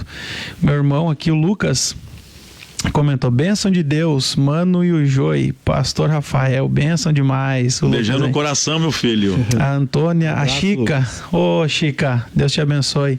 Ontem eu fiz a chamada aqui avisando que o senhor ia estar aí. Ela disse: amanhã eu vou estar assistindo. Tá assistindo aí. Um abração, Chica. Tá. Deus abençoe. Naliel, Carinho, Nala, não sei se o senhor conhece o Nala lá da DIC, botou aqui: paz, meu amigo irmão Mateus, aqui o irmão Naliel, estamos na escuta aqui em Balneário Camboriú, Santa Catarina. A gente conhece muito povo, né? Às vezes pegar. Deus abençoe também o pastor Rafael. Deixa um abraço para ele. Obrigado, tá mandando um abraço para o senhor aqui também. Vamos lá, pastor. O Gilberto Robaldo aqui na escuta, um abraço. Esse aí, esse tá sempre ligado, Betão, né? Valmir Silva, irmão, mestre com agenda. Olha, rapaz, vou confessar uma coisa aqui, ó. 2 meses quase para conseguir essa data. O homem é muito ocupado. Pastor. O Valmir daí? Isso. Esse é mestre, isso não é fraco, não. Pastor João Souza aqui também, mano, botou: estou na escuta. Meu filho João Souza. Beijo. Meu amigo que eu aprendi a amar, pastor Gilberto Rezende, que honra ver o senhor aqui comentando na live. Olha, meu chapéu. Agora ganhamos a noite, hein? Um abraço. Pastor Gilberto esteve aqui sábado no nosso programa, e ele comentou aqui: a paz do Senhor, meus amigos, que maravilha esse projeto. Um abraço a todos vocês. Eu quero mandar um abraço, pastor, para o senhor que está aí em São Paulo, São Bernardo do Campo, né, acompanhando. Mandou aqui também: pastor Rubem Rafael Schmidt é uma bênção. Abraço, meu irmão. Pastor Gilberto, eu quero mandar também um abraço pro senhor. Gostei demais de conversar com o senhor, aprendi muito aqui, e já quero avisar o senhor que a próxima vez é 4 horas sentado no banco ali, viu? Vai ser grande o próximo programa. O pastor Gilberto comentou aqui: ainda bem que eu vim embora, porque o frio chegou aí com força, hein? É verdade, rapaz, sábado, domingo aí tava um calor aí, 20 gostoso, e poucos né? graus, 30, e hoje aqui deve estar menos 30, tá um frio assim de Renguiacusco, como diz Madeira o gaúcho. Pastor Gilberto, bênção. Olha, eu me sinto honrado poder o pastor Gilberto tá aqui conosco na live. A irmã Priscila Souza, maravilhoso, tomara que vá para o YouTube para assistir na TV. Top, muita qualidade. A gente já está providenciando para fazer as postagens lá no YouTube, viu? Nós estamos aí, estamos engatinhando, como eu disse. Mas eu posso pegar o link e colocar no meu canal lá. Claro. Bota na RMC lá, Vamos. Posto no meu YouTube também. Vamos aprender, estamos começando aí nessa estrada. Se tu te humilhar e deixar, eu boto lá. O Nala comentou aqui: que bagagem o pastor Rafael tem, hein? Que história. Deus seja louvado na sua vida. É verdade. Um abraço, meu lindo. Aqui hoje a gente anda, olha, Até as 2 da manhã a gente Minha esposa termina. me mata, rapaz. Tá comigo aí. Ela tem que trabalhar amanhã, hein? O pastor Elias Amaral, meu pastor amigo, Deus abençoe cada dia mais. Elias todos é meu nós. filhão, gente rapaz. boa Beijo, demais. meu lindo. Amo esse menino. Pastor Ismael Araújo, tá lá em São Gabriel. Lá Esse deve estar bem prega. frio. Mas Meu barbaridade. chapéu, lá deve A hora que eu for pra fronteira, eu vou visitar o Ismael, viu? Rapaz, Esse não, menino vai prega os muito. caras vêm lá do Ceará, que é calor, vim pegar um frio aqui. Levou Jesus. a rajada. Mandou aqui, é forte Brasil. Lucas Tamizo, Lucas, filho do meu amigo, filho do pastor... Israel? Não, Não? Lucas, filho do pastor lá da praia. Me fugiu o nome agora, meu Deus. Irmão do Clóvis Fagundes. O Lucas, filho do Clóvis Fagundes, do Clovão. Clóvis. Um abração, Clóvis é Lucas. nosso filho, tchê. É daqui é da casa. O pastor Ismael mandou aqui. Que Tem mensagem. escola na missão, hein? Deus abençoe meus amigos Rubem, Rafael Schmidt, Matheus Godoy. É benção de Deus. Isaías do Santo comentou benção. Pastor João Souza, meu pastor, o senhor está dando aula teológica. Não, para nós é uma honra poder ouvir esse homem aqui, meu Jesus. Eu até não abri aqui, rapaz. Muita gente mesmo, hein? Aqui, ó. Peterson Sutil, lá de Ijuí. É muita tá aqui gente. ligado, missão da última hora. Meu Deus, eu não tinha aberto aqui, não. Pastor Gilberto Rezende. Pastor Gilberto mandou, Deus seja. Ô, pastor, que bênção de Deus, bênção. Eu precisava ler esses comentários antes da gente entrar no assunto de Israel, porque eu sei que esse assunto vai dar pano pra manga. Eu sei que Márcia é muito Santos tá bom aqui, ouvir, né? É muito bom a gente falar sobre E a minha isso. esposa tá assistindo aqui, ó. Que honra, hein? Ela tá aqui lá no estúdio aqui, Tá rapaz. aqui, tá ouvindo. Tá aqui do ladinho. E aí dela que não conecta. Não, tem que compartilhar ainda. Matheus Oliveira, fala pessoal, forte abraço para vocês acompanhando aqui, aprendendo muito. Esse é o intuito do nosso canal, do nosso programa aqui, né? Levar Jesus, levar sabedoria, conhecimento, e Deus tem nos presenteado com pessoas, né?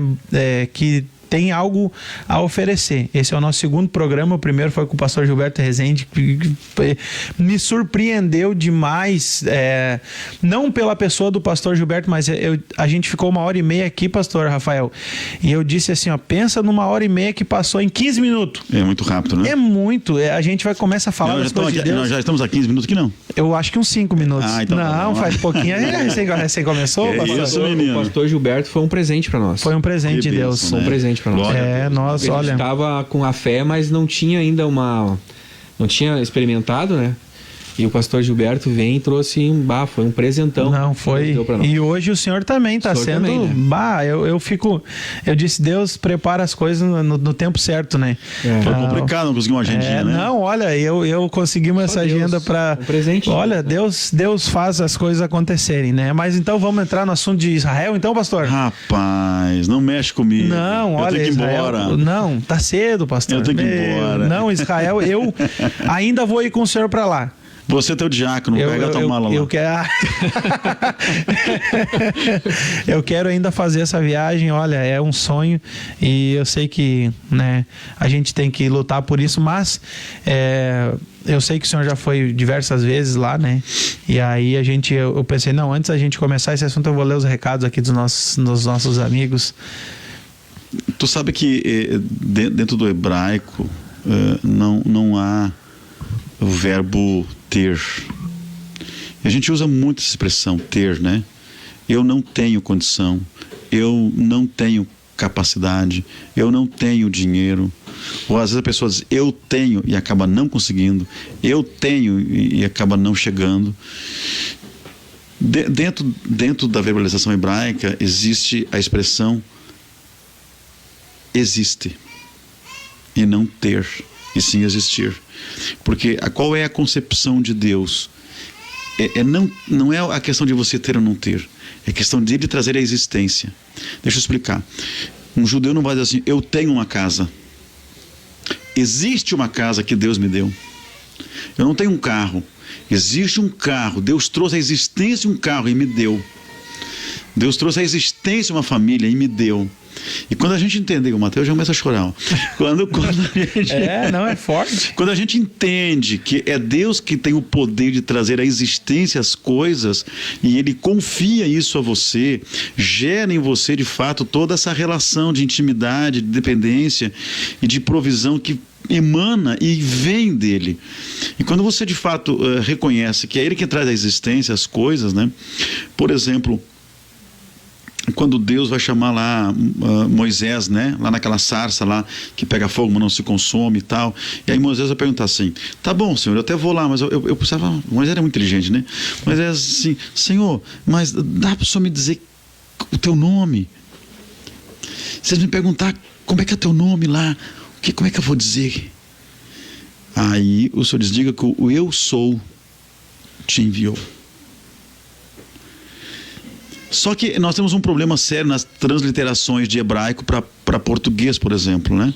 Nós temos assim uma pobreza às vezes na expressão, que até porque não se consegue encaixar a transliteração hebraica dentro de um português, porque o eu sou parece que fica assim muito vago, fica uma coisa assim sem muita expressão, o eu sou. Mas se você ler o hebraico, asher, R-E, asher, você vai entender que a expressão é bem outra. Significa: eu sou o que tu queres que eu seja. Vai depender de ti. Eu sou do tamanho da tua fé. Eu trago à existência as coisas que tu acredita que eu possa fazer. Amém. Entendeu? Então é você que dimensiona. Por que eu gosto muito de falar sobre os 4 poderes do clamor de Jeremias 33:3? Clama a mim e responder-te-ei.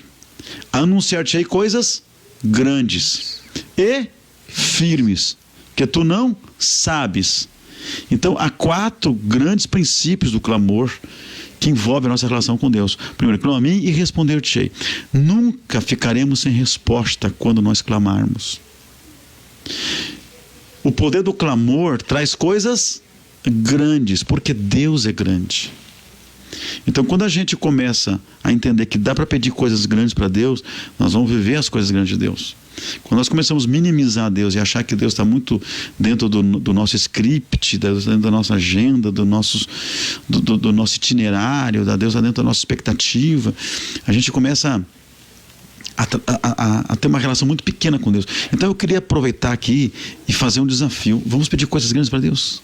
Amém. Vamos pedir coisas grandes para Deus. Então, só para a gente entender isso, por que esses homens, heróis da fé, fizeram essas coisas extraordinárias? Porque eles tinham, de fato, a transliteração correta de quem é Deus. Você é aquilo eu serei o que tu queres que eu seja. Eu farei as coisas do tamanho que tu acreditar, que tu pedir, que tu focar, eu vou fazer. Então, não é só eu sou o que sou. Não, eu sou o que tu queres que eu seja. Então é muito importante a gente... Por que eu estou fazendo todo esse contexto? Porque às vezes as pessoas não vão para Israel porque elas estão focadas no ter. Esquece um pouquinho o ter. Eu conheço empresários riquíssimos que entraram em grupos comigo e nunca foram. Eu conheço gente que trabalha em caixa de mercado, ganhando 1.000 e poucos reais por mês, e foram para Israel. Então é a existência de Deus em trazer para você uma oportunidade e não a capacidade de você de pagamento. E é uma coisa assim, ó, há uma promessa muito grande, né, do Senhor dizendo assim, ó: abençoarei os que te abençoarem. Foi isso que ele disse lá para Abraão: eu abençoarei os que te abençoarem. Então quando a gente vai para Israel, a gente abençoa aquele povo. Israel é um país de um pouquinho mais de 8 milhões de habitantes, cercado por mais de 200 milhões de árabes. São 200 milhões de árabes e contra 8 milhões de judeus, num país pequeníssimo, onde 75% do território é deserto, tá? Não tem petróleo, não tem água, tem um fiozinho d'água chamado Rio Jordão e um Mar Galé, que não é nada mais do que um lago de 22 por 12 quilômetros, nada mais que isso, tá? Que quase não chove, tá? É um país que está, como eu disse, cercado por Líbano, né? Síria, Jordânia, a Arábia Saudita um pouquinho à frente, mas já quase fronteiriço com Israel ao sul, Egito, Irã, né? O Irã já fica um pouco mais para frente, né? O Irã, Iraque já mais mundo árabe grande mundo ali, árabe. né? Mas eu digo fronteira com Israel. Você vai pegar, vai ter o Líbano, né? Vai ter a Síria, vai ter a Jordânia, porque Israel tem o quê? Israel tem 100 quilômetros na sua largura maior, porque é como se fosse dois triângulos, né? O Israel, então, na largura maior tem 100 quilômetros e no comprimento uns 800 quilômetros. Então é pequeno. Eu não sei se não tem fazenda no Brasil do tamanho do país. Provavelmente tem a fazenda do tamanho do Israel. Então, Israel é muito pequeno, né? Mas é uma potência mundial, né? Uma potência mundial. Eu acho que Israel hoje é a 6ª potência atômica do mundo. Israel é detentor de tecnologias que ninguém mais no mundo tem. Israel desenvolveu coisas extraordinárias, é o maior ganhador de prêmios nobres do mundo, tecnologia, armamento, segurança, eles importam isso. Então, como eles dizem, como os judeus dizem, nós não temos água, nós não temos petróleo, nós não temos ouro, né? Nós não temos assim muita terra de agricultura. Então nós temos que usar o que nós temos. O que nós temos? Inteligência. E nós exportamos inteligência para o mundo inteiro. Mas você, por exemplo, vai ver, hoje Israel não tem mais dificuldade com água, né? Porque eles são os pioneiros naquelas usinas de dessalinização. Então eles captam a água do mar Mediterrâneo e eles então abastecem todo o país, né? Hoje praticamente não se tira mais água do Jordão, não se tira mais água do Mar da Galileia, muito pouco. Uma outra cidade que são de fato ligadas ao Mar da Galileia, ao lago, né? Lago de Genezaré, de Tiberíades, ou quando se lê lá Mar de Tiberíades, é uma referência aos romanos, chamavam o Mar de Tiberíades, né? O mar da Galileia já era os judeus que chamavam assim, né? Enfim, mas então o que acontece? Hoje Israel consegue se manter, por exemplo, você anda no deserto do Negev, você anda no deserto da Judéia, você anda nas imediações do Mar Morto, você vê agricultura assim extraordinária, porque eles plantam no deserto, né? É uma nação poderosíssima, né? Outro dia eu estava lá e descobri que 60% das reservas de diamante do mundo estão em Israel, mais especificamente Tel Aviv, né? E eles não têm uma mina de diamante na nação. Entendeu? Então, Israel é muito pioneira na questão de lapidação de diamantes, né? Por exemplo, se você estudar a colonização europeia, e você estudar, por exemplo, por que se traziam judeus para fomentar as economias na Europa na época, né? E depois que eles fomentavam as economias, eles eram expulsos e tal, e eles enriqueciam as regiões e depois eram confiscados seus bens. Sim. E eles iam embora só com a roupa do couro e daqui a pouco estavam ricos de novo. Sabe o que era o segredo? Eles transformavam toda a riqueza deles possível em diamantes. E as pedras lapidadas de diamante eram guardadas nas roupas velhas, nas costuras velhas. Pegavam uma trouxa de roupa ali, tinham milhões de diamantes escondidos no meio dentro aqui, ó, escondia. Então, quando chegavam numa região de novo expulso, quebrados, eles iam transformando aquele diamante em riqueza e estavam ricos de novo, e iam guardando depois. Então é extraordinário, né? A forma com que eles trabalhavam. Não sabia dessa. Mais um que você... Essa eu não tinha ouvido. Então, isso a gente aprendeu lá, né? Então, estar em Israel é uma coisa extraordinária. Eu faço questão de destacar que sempre que vou a Israel, eu vou pela Aleph Turismo, né?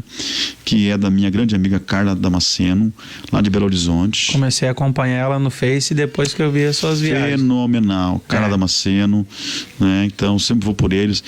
A Aleph Turismo aqui do Brasil, e a Vered Sharon, né? Vered Sharon, que é Rosa de Sharon em hebraico, é a empresa lá, né? Estabelecida em Israel, é a segunda ou terceira maior empresa de turismo do país, né? Então sempre vou em parceria com eles, né? Nós estamos com dificuldades hoje de fazer caravanas, né? Eu já fui 6 vezes para lá, né? Mas hoje está difícil de ir, né? Mas eu creio que daqui a um pouco vai se abrir. Quando se abrir, a gente vai vir aqui, divulgar a nossa caravana, nosso pacote para ir para lá, né? Uma coisa que eu quero deixar bem claro, por exemplo, eu não ganho nada em cima dessas viagens. O que os pastores fazem? Os pastores pegam esse pacote, né, e põem lá um valor X em cima e sai vender. E eu pego cru, do jeito que vem da Lef, eu mando pro pessoal. Eu não quero ganhar nada em cima. Eu só quero levar o pessoal. A minha maior bonificação é eu levar o pessoal para Israel. Já levei muitos pastores, né, de vários Para quem estados. tem curiosidade e vontade de ir, pastor, essa viagem consegue financiar no cartão? Como é que funciona? Olha, eu não vou te falar agora como que estão as coisas. Assim. A última que eu fiz, tá? A última que eu fiz, em torno de $3.500, tá? Então você vai gastar aí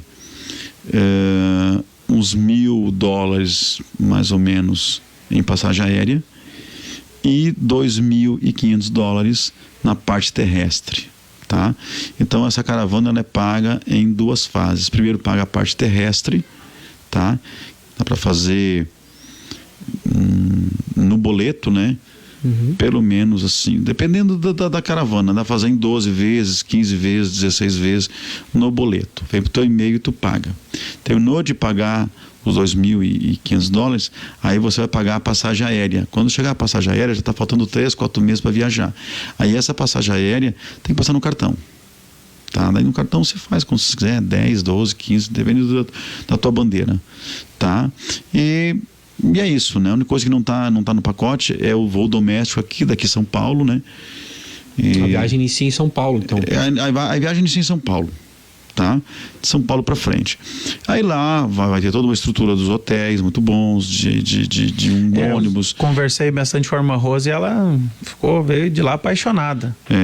Cuidei bem dela e da mãezinha dela. Quantos dias são, pastor, de viagem? Depende do pacote, né? Quando é só Israel, vamos fazer 10 dias.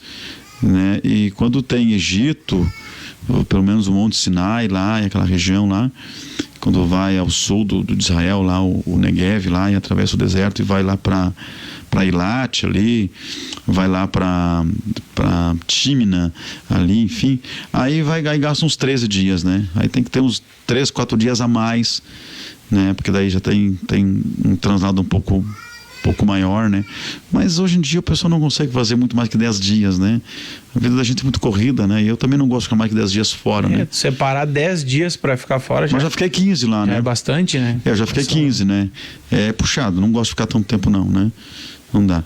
Mas 10 dias é de bom tamanho, né? É bom tamanho. Então tem condição, é facilitado sim, tem como pagar, tem como ir.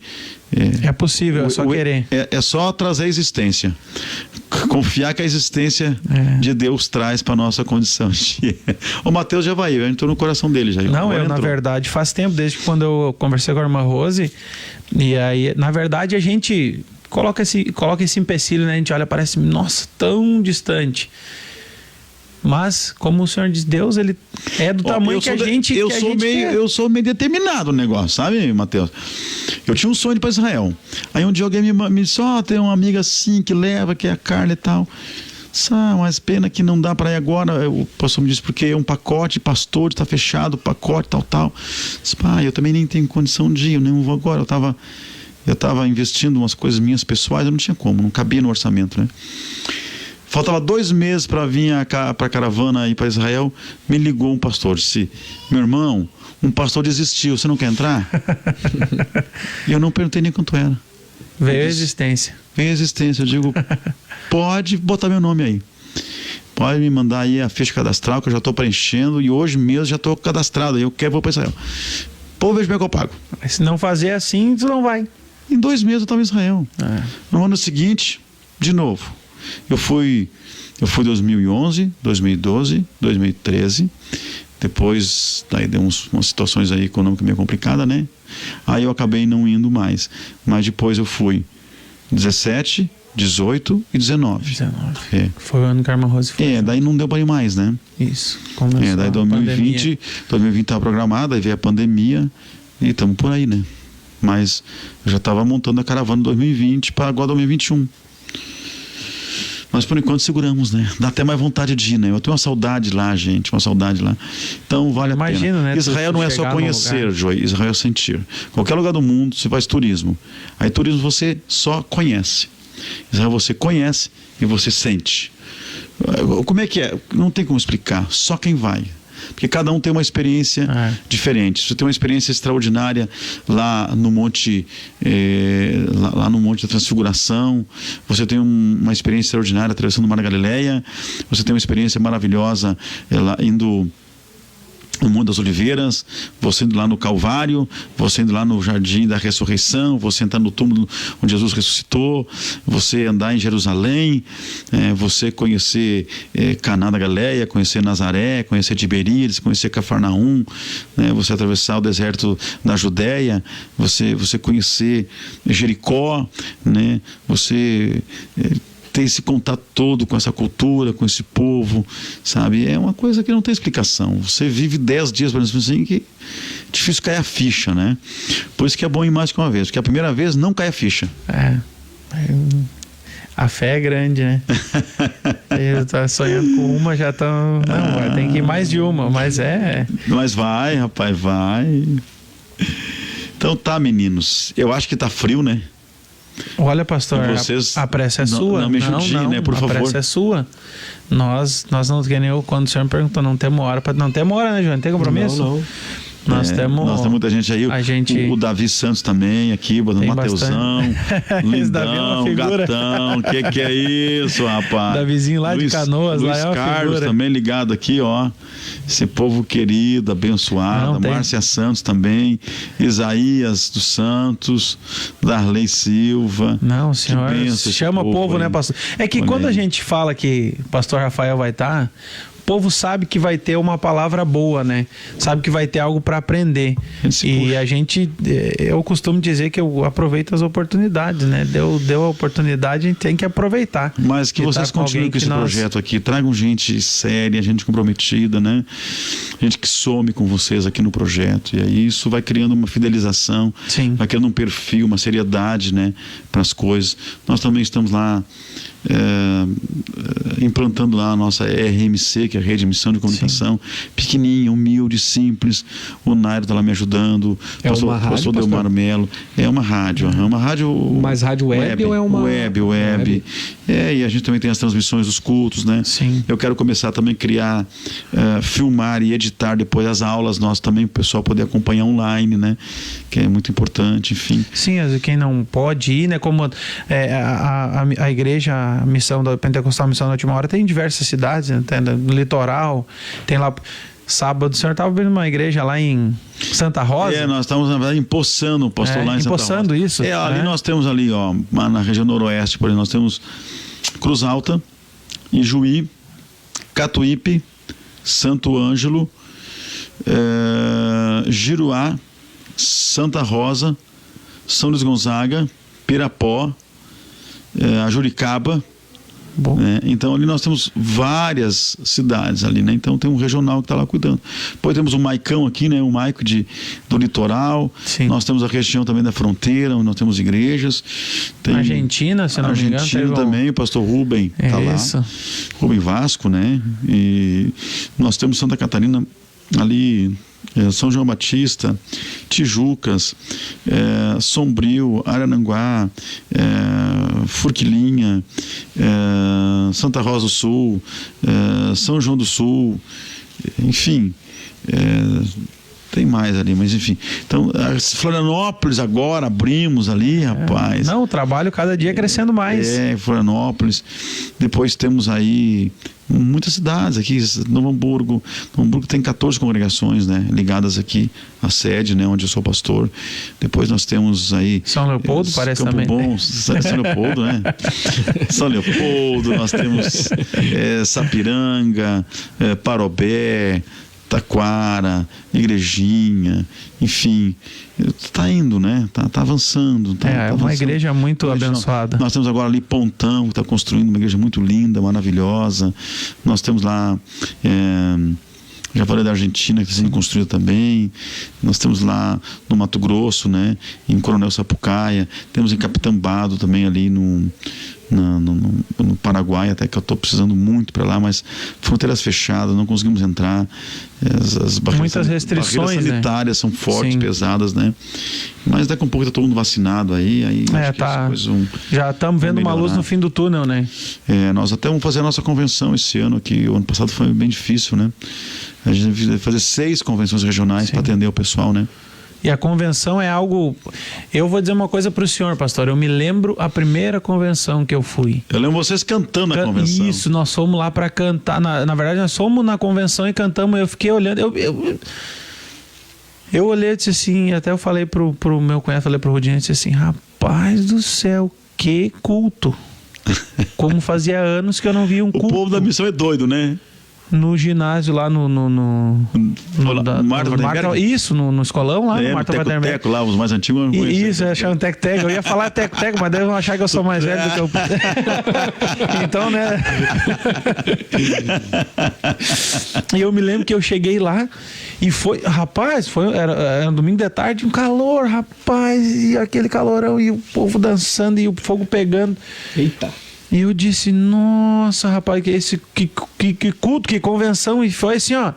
E aí no outro ano foi o pastor, eu não me lembro se... Não, aquele ano não era o pastor Gilberto. No outro ano o pastor Gilberto Rezende pregou. E aí eu disse, não, a convenção é a época da gente encher a botija para caminhar mais. Essa é a visão. A gente não faz convenção para humilhar, pisar e ficar, sabe, constrangendo nossos líderes. Eu entendo que os líderes passam o ano inteiro se desgastando no campo, passam o ano inteiro batendo em ponta de faca, né? Luta, dificuldade, se arrastando com a família, com o trabalho. Chega na convenção desgastado. Aí a liderança botar o pé no pescoço e judiar. Não. É para nós se alimentar, se fortalecer, se renovar. Então, essa é a visão, esse é o perfil, esse é o viés que a gente, entendeu, implanta. Me marcou muito as convenções. Né? Eu lembro, eu tenho imagem bem assim, nítida, acho que foi a última que vocês cantaram lá. Até eu desci, que eu gosto de descer lá no meio do povo. Gosto de descer lá, dar uma caminhada, ver como é que estão as coisas e tal, conversar com os irmãos. Eu lembro vocês cantando, mas pensem, acho que até eu tenho filmado, uma glória de Deus que desceu, não foi, Mateus? Olha, eu presença de Deus extraordinária. Eu me arrepio de lembrar, pastor. Mesmo. Me arrepio de lembrar. A primeira convenção foi algo assim que eu cheguei assim, né? Porque nós recém tinha chegado na missão, e aí não conhecia pouca gente, conhecia o senhor mais de ouvir falar, não tinha convivência. Eu me lembro que uma vez o senhor tinha ido lá em casa, no Novo Hamburgo, há muito tempo atrás, com o meu cunhado, com o Rodinei. E aí quem eu conhecia mais era o Rodinei lá. E o Gilberto? O Betão, o Betinho. E aí, tipo assim, eu cheguei... E aí tu fica assim meio, né, recém chegando, esse chimite veio aí. E aí, quando eu cheguei naquele culto lá, rapaz, que eu olhei assim, e o fogo pegando. E palavra e hino, eu olhei assim, eu disse, não, é aqui mesmo, é aqui o meu lugar. Tremendo, né? E me lembro, nossa, esse dia eu tava olhando o vídeo da primeira convenção que nós fomos lá cantar, eu e o Lucas. Eu me lembro, nossa, eu peguei assim, daí me chamaram eu e o Lucas pra cantar, né? O senhor que tava dirigindo lá, meu Deus, não precisa nem cantar, é só deixar o povo glorificar a Deus que já... E o fogo pegou, olha, a convenção, claro que esse ano não pôde porque, né... Enfim, todas, isso, né? Mas foi bênção igual. Mas esse ano que agora, novembro, nós vamos fazer uma convenção boa, tá? Amém. Vou começar a divulgar semana que vem. Tá? Eu creio. Vão vir já os convites, já tem o local definido. Sim. Né? Nós estamos vendo aí tudo certinho, os detalhes finais, né?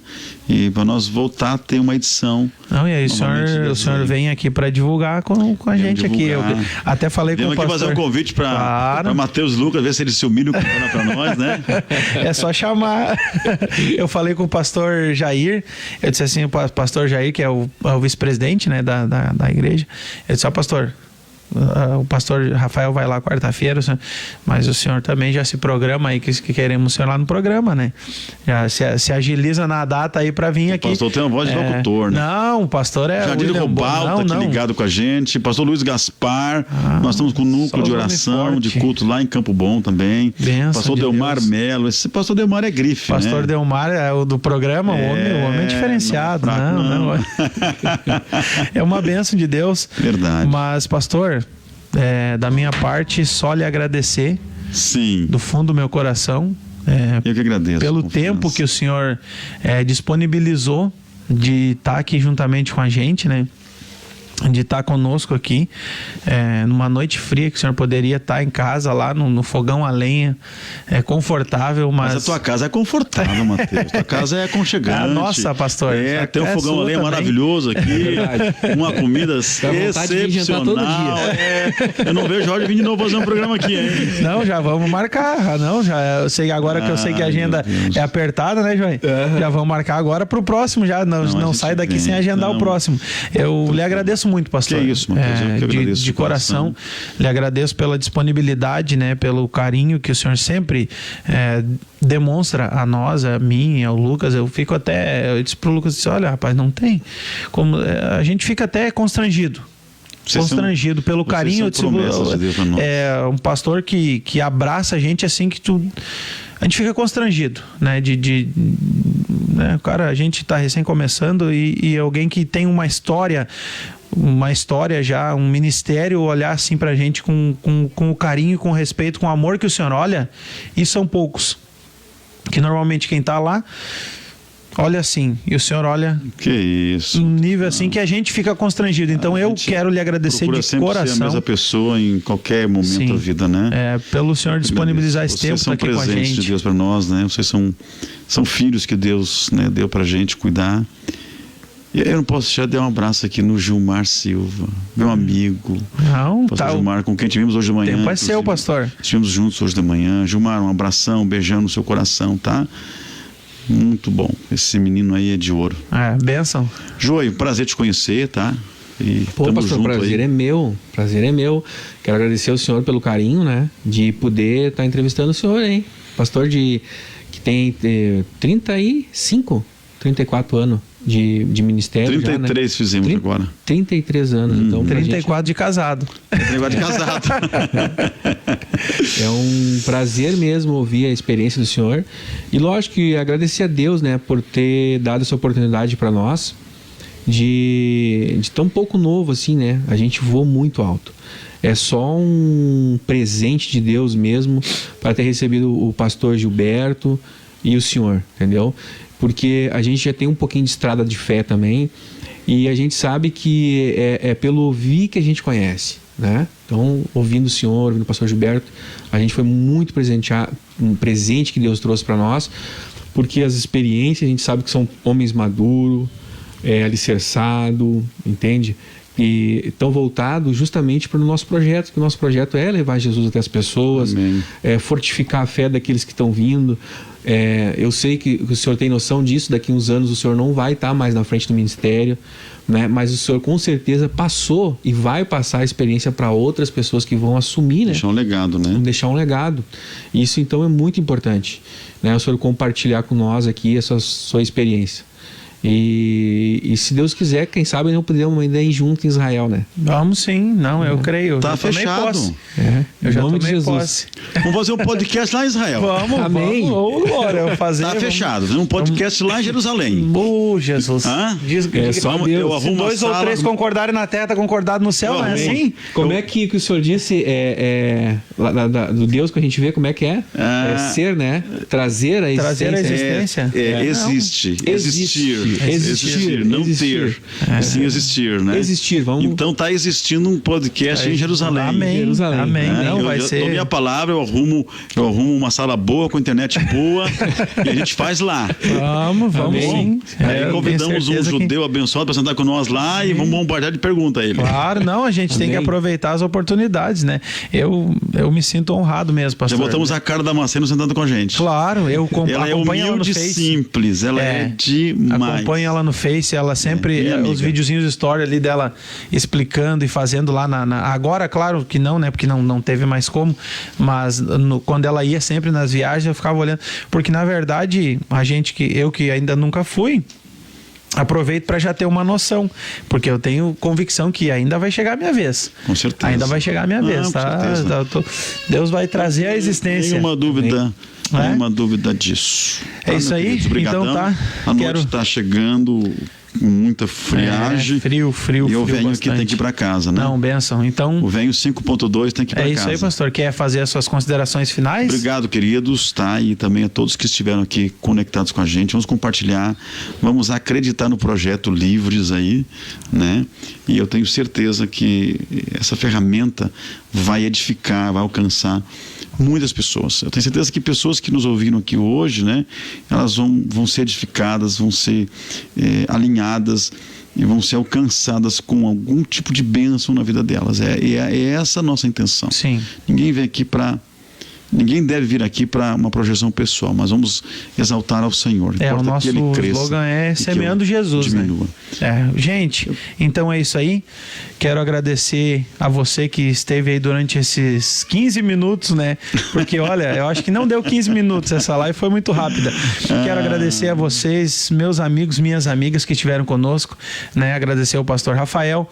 E, enfim, amigos, assim que nós tivermos a próxima data do nosso próximo podcast, eu já vou estar divulgando aqui no meu perfil do Facebook, tá? Agradeço de coração, compartilhe essa live e convide mais pessoas, tá? Para estarem acompanhando juntamente conosco. Eu tenho certeza que mais pessoas vão ser abençoadas através desse programa aqui, tá? Então, agradeço a vocês de coração e é isso aí. Alexandre Beck também tá aqui, lá de Juí. Olha aí. Amigão, filhão, um abraço para ele, para a família.